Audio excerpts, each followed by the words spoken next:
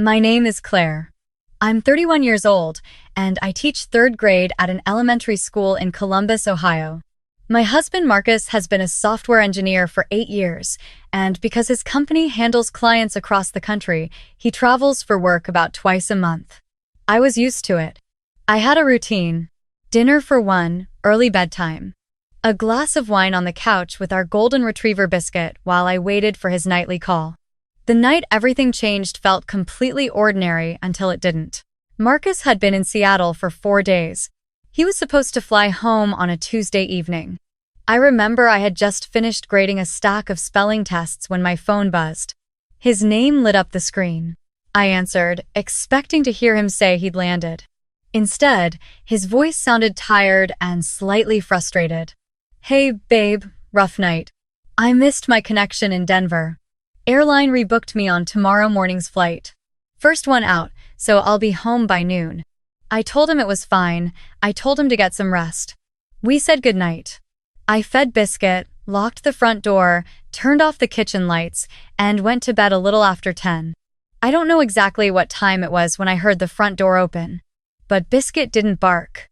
He lifted his head from the foot of the bed, wagged his tail once, and laid back down. That was the only reason I didn't panic. Biscuit always barked at strangers. Footsteps came up the stairs. The bedroom door opened slowly. I sat up, heart pounding. It was Marcus. He was standing in the doorway in his gray travel jacket, rolling suitcase behind him, carry-on over his shoulder. He looked exhausted. He gave me a tired smile and raised one hand. "Hey," he said quietly. "Airline got me on a standby. Didn't want to call and wake you." I stared at him for a long moment. My brain scrambled to catch up.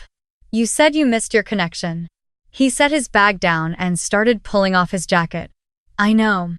But then the seat opened up last minute, and I figured a bad surprise is still better than sleeping alone in an airport hotel."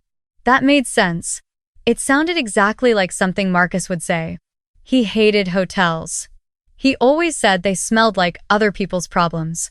So I moved over and he climbed into bed and pulled me close, and I told myself I was being silly for feeling strange. I fell asleep within minutes. The next morning I was standing at the kitchen counter making coffee when my phone rang. The screen showed Marcus's name and photo.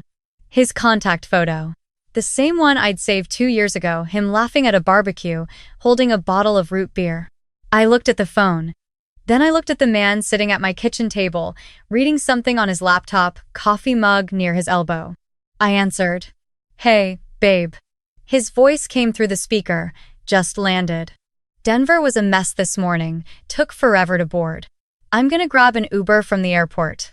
Should be home in about 45 minutes. The coffee pot kept dripping. The kitchen clock ticked.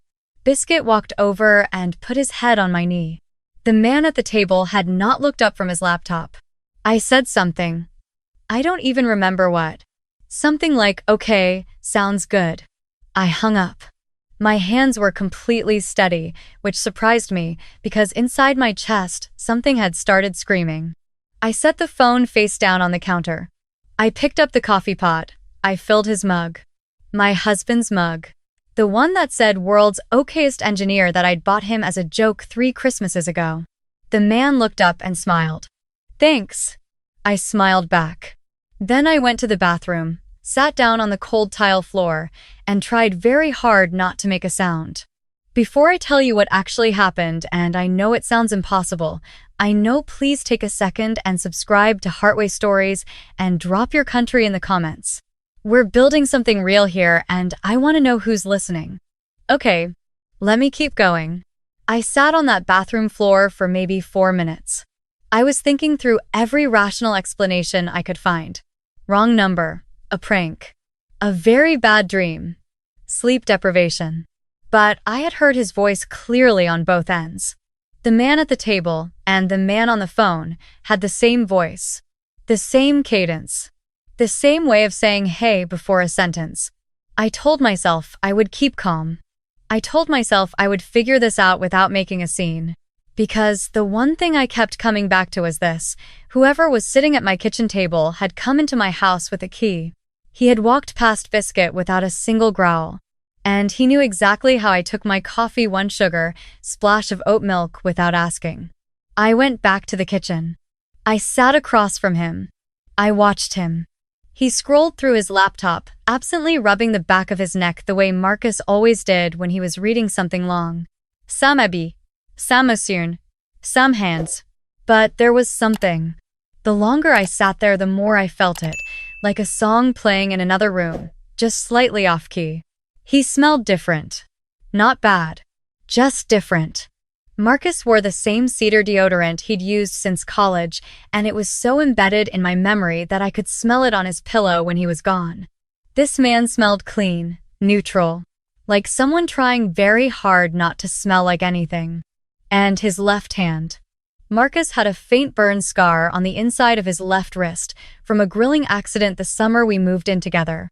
I had kissed that scar 100 times. I looked at this man's left wrist. Smooth. I stood up and said I was going to run to the pharmacy. He said, okay, bring back that orange juice I like, the kind with extra pulp. I said, sure. I got in my car. I drove 2 blocks. I pulled over in a gas station parking lot, and I sat there shaking so hard I could barely hold my phone. I didn't call the police. I know what you're thinking, why didn't she call the police right then? And I need you to understand something. Because this is the part that kept me frozen for the next 72 hours. Just before I pulled out of the driveway, the man had leaned out the front door and called after me. Hey, you should probably know I'm picking Emma up from school today. Don't want you to be surprised. Emma is my niece.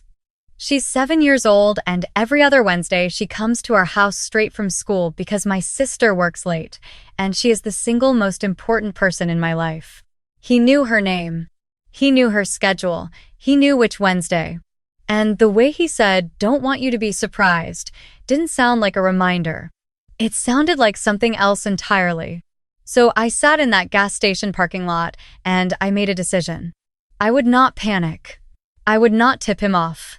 I would find out exactly who he was and what he wanted before I did anything. Because until I understood the full picture, I didn't know what moving wrong could cost me. I drove back home. I bought the orange juice with the extra pulp. That same afternoon, the real Marcus came through the front door with his suitcase and his carry-on and his gray travel jacket.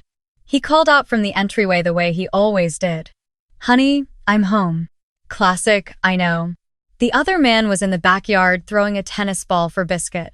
I met Marcus at the door before he could go further, and I hugged him so tightly he laughed and said, okay, I missed you too. I whispered against his shoulder. Don't react. Just listen to me. His body went still. I pulled back and looked at him. The real scar on his left wrist. The familiar cedar smell. I pressed my thumb against it lightly, and he looked confused, but I was already certain. I said quietly, smiling like we were having a normal conversation. There's a man in our backyard. He came home last night with your key. He knows everything about us. Don't go outside yet. Marcus went through every emotion in about 6 seconds. Confusion, then disbelief, then something that looked like cold recognition. He set his suitcase down very carefully and said one name. Ryan.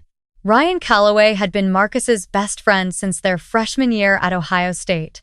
They had roomed together for 3 years, been in each other's weddings. Ryan was our best man. He was around so often in our first 2 years of marriage that I sometimes joked he came with the house. But about 18 months ago, the friendship had quietly faded. Marcus never explained it fully. He just said Ryan had changed, that Ryan was going through something, and that he needed space. I had not seen Ryan in over a year. Marcus grabbed my wrist and pulled me into the hallway bathroom, and we both spoke in low, urgent voices. How long? Since last night. Does he know you know? No. What did he say? What did he do? I told him everything. The key, Biscuit, the coffee, the wrist, Emma's name. Marcus's face had gone completely white.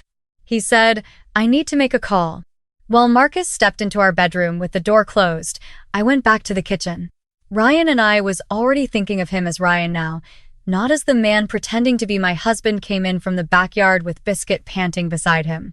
He rinsed his hands at the sink. He asked what was for dinner with the same easy tone he'd been using all morning. I said I was thinking pasta. He said, "Great." He sat down. He started scrolling his phone.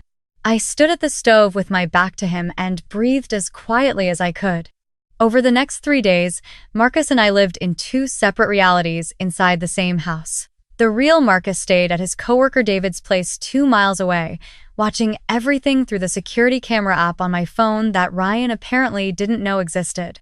Every evening, Marcus would text me from David's couch, "You okay?" And every evening, I would text back yes. Still watching. Ryan was careful. That was the thing I noticed most. He never slipped. He remembered dates, stories, inside jokes. He knew the name of the restaurant where Marcus had proposed. He knew the paint color we'd argued about in the living room, dusty sage, and for the record, I was right about it.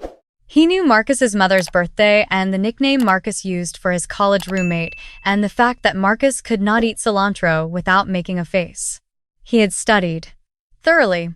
But the longer I watched him, the more the gaps appeared. Not big ones, small ones. He made Marcus's favorite breakfast, one scrambled eggs with hot sauce, but he reached for the Frank's Red Hot instead of the Cholula. Marcus had been a Cholula person since 2017 and would have never touched Frank's. Ryan didn't know that. He made the coffee slightly too strong.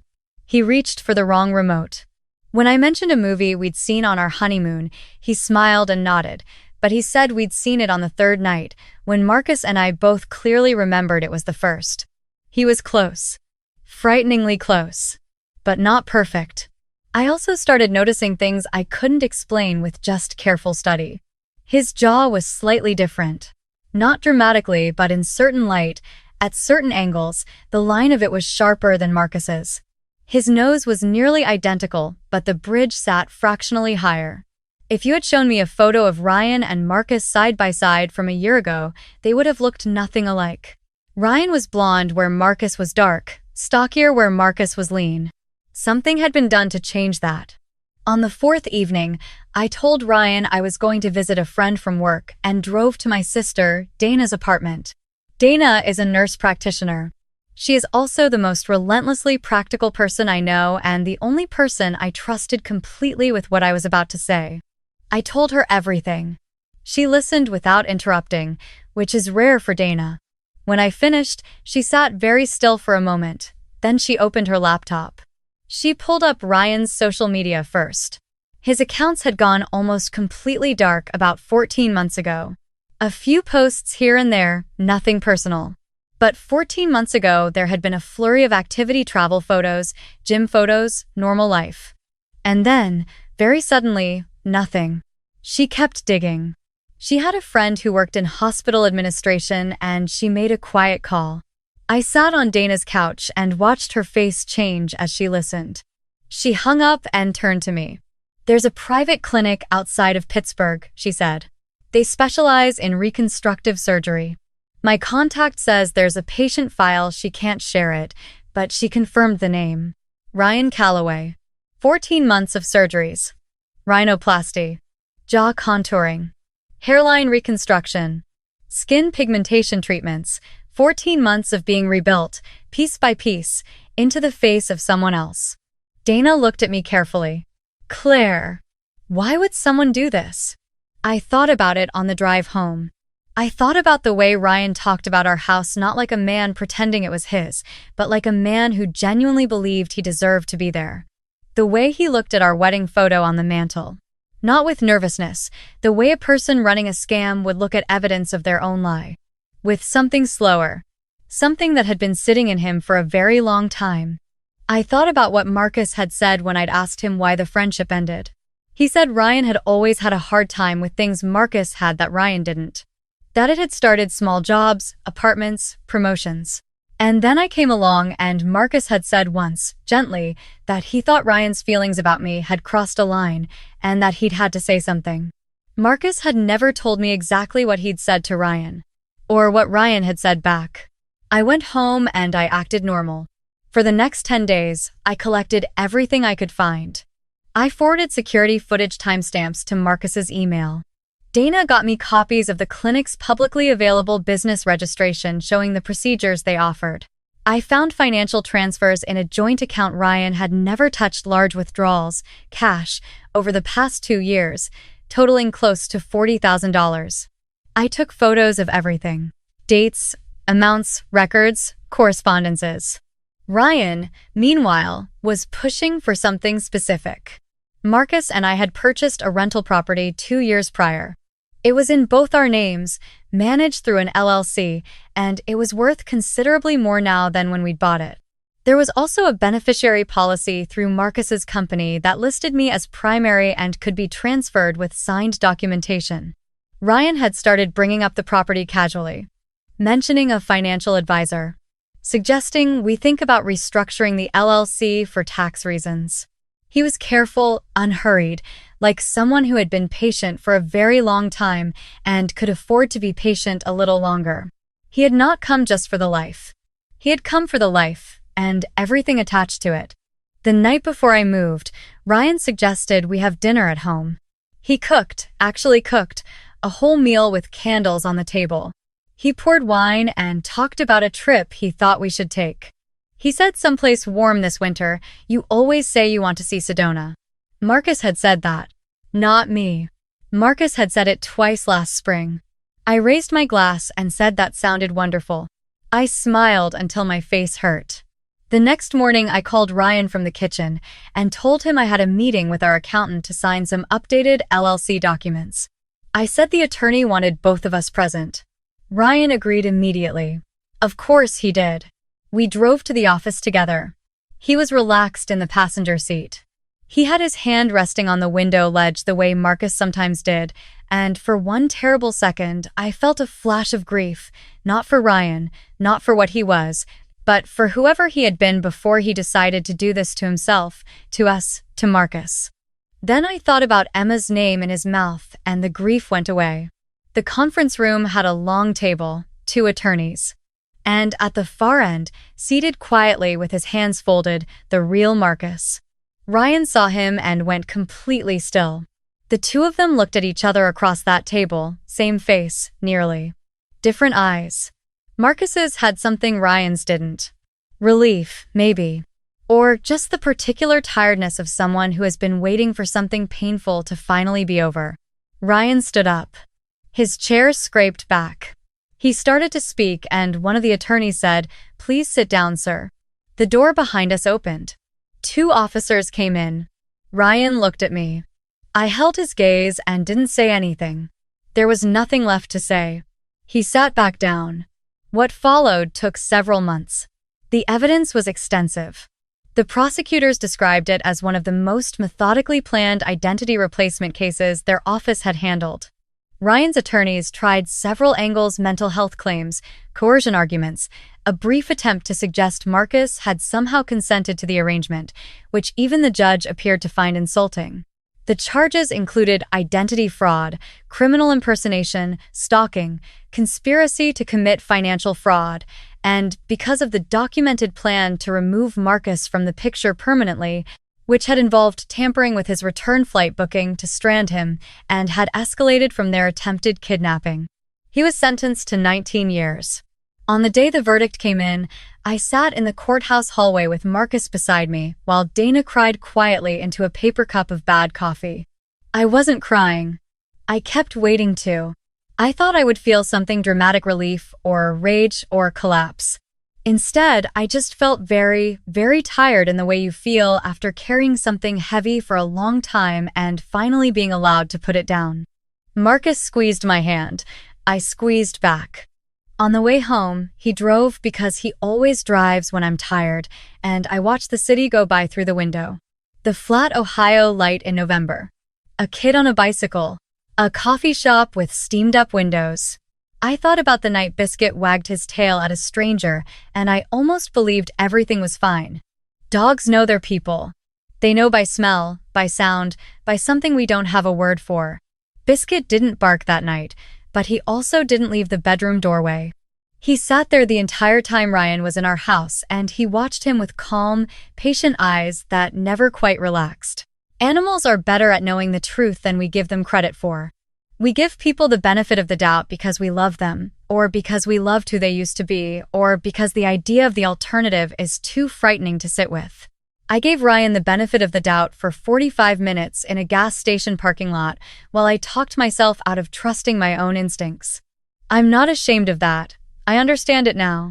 When something impossible happens, the mind reaches for every possible explanation before it accepts the truth, because the truth is the hardest door to open. But I opened it. That's what I want you to take from this.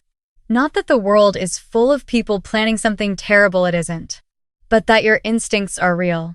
That small things matter. That the wrong smell and the wrong wrist and the wrong bottle of hot sauce are worth paying attention to. The body keeps score. The body always knows. Marcus and I are still in the same house. The rental property is doing fine.